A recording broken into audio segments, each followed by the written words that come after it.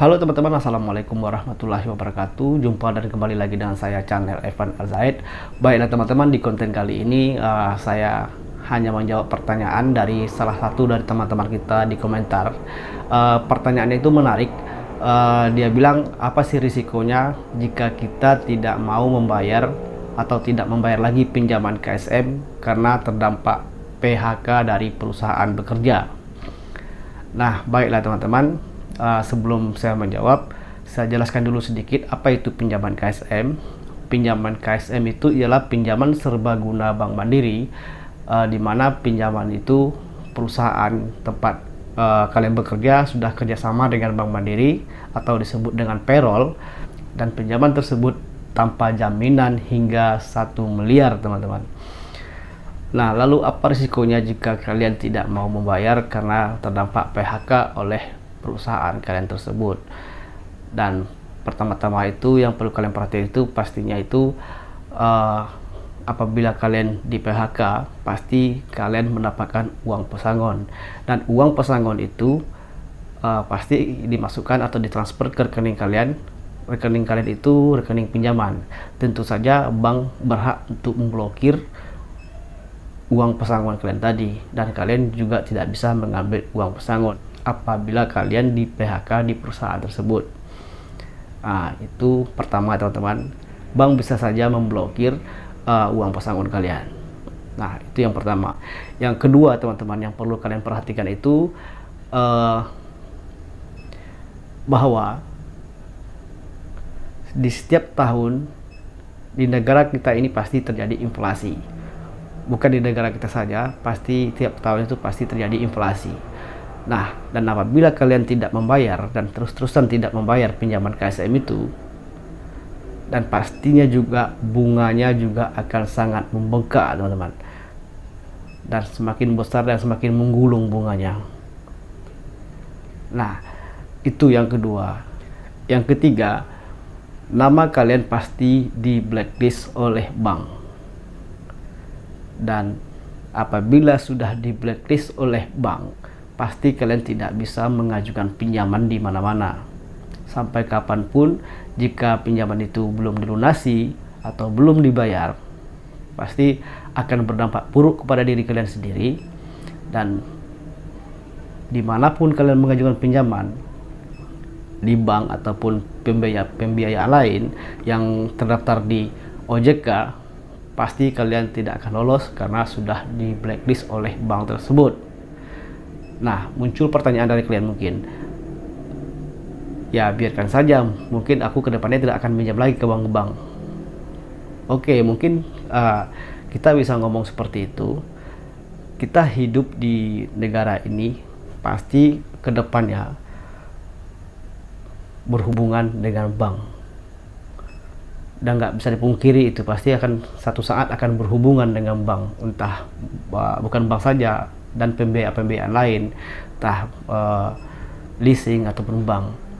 Jadi yang perlu kalian pikirkan juga di masa kedepannya, dan di saat nanti kalian kedepannya membutuhkan bank atau pembiayaan lain dan terbaca nama kalian nyangkut tidak membayar atau macet di pinjaman KSM ini, nah pasti tidak akan lolos, dan bank tersebut meminta kalian untuk melunasi pinjaman yang macet tadi, pinjaman KSM itu.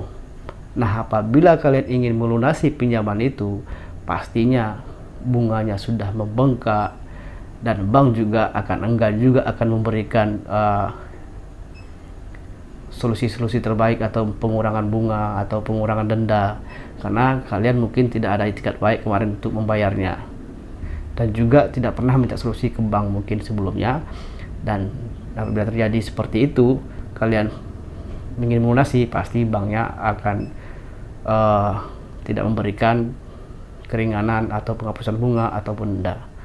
Akan keberatan bank pastinya, dan kalian juga pasti akan keberatan untuk melunasi pinjaman yang bunganya sudah bengkak dan membesar. Nah, selanjutnya teman-teman, bank juga bisa menuntut kalian di pengadilan dengan alasan kalian tidak mematuhi perjanjian kredit pinjaman itu. Nah, Lalu apa solusinya kira-kira jika kalian terjadi hal seperti itu? Apakah ada solusinya? Solusinya akan tetap ada. Dan apabila kalian misalnya sudah mengajukan pinjaman KSM dan tidak disangka-sangka, baru berjalan setahun atau berjalan 6 bulan, tiba-tiba perusahaan itu bangkrut dan kalian di PHK. Nah, apabila terjadi seperti itu, kalian bisa langsung menjumpai petugas bank atau ke bank tersebut dan jelaskan kepada mereka bahwa kalian dalam masa sulit di PHK oleh perusahaan tersebut dan minta solusi dari bank itu. Bank itu pasti akan memberikan solusi-solusi terbaik karena kalian dianggap bertanggung jawab, jujur kepada orang bank tersebut bahwa kalian tidak bekerja lagi karena sudah PHK dan sudah menjelaskan ke bank itu. Bank pasti memberikan kemudahan dan bank pasti akan memberikan solusi terbaik. Itu yang pertama. Yang kedua, solusinya itu jika kalian tidak mau terikat dengan pinjaman atau bunga yang besar, kalian boleh saja menjual aset kalian, seperti mungkin ada tanah atau kendaraan, mobil. Itu mungkin perlu kalian jual untuk membayar pinjaman tersebut. Memang berat, karena setelah kalian menjual itu pasti akan kalian memulai lagi dari awal. Tapi tidak masalah apabila kalian masih ingin berhubungan dengan bank dan kalian menjual salah satu aset kalian untuk melunasi pinjaman itu. Nah, mungkin kalian beranggap tidak semudah itu untuk menjual aset. Jika kalian menganggap menjual aset itu sulit, kalian bisa menyerahkan kepada bank dan meminta kepada bank yang menjualnya. Itulah solusinya terbaiknya. Kalian bisa menjual aset untuk melunasinya, dan kalian harus jujur kepada orang bank bahwa kondisi kalian saat ini, kalian kesulitan karena di PHK di perusahaan itu dan tidak mampu untuk membayarnya. Dan bank akan menghargai kejujuran kalian dan tanggung jawab kalian untuk membayarnya, atau niat baik kalian untuk membayarnya. Bank pasti akan memberikan solusi-solusi terbaik kepada nasabahnya atau kepada debiturnya. Nah, baiklah teman-teman, itulah jawaban dari saya.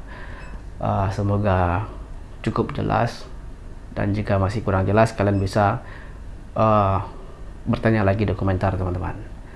Nah, baiklah teman-teman, itu saja yang bisa saya sampaikan di konten kali ini.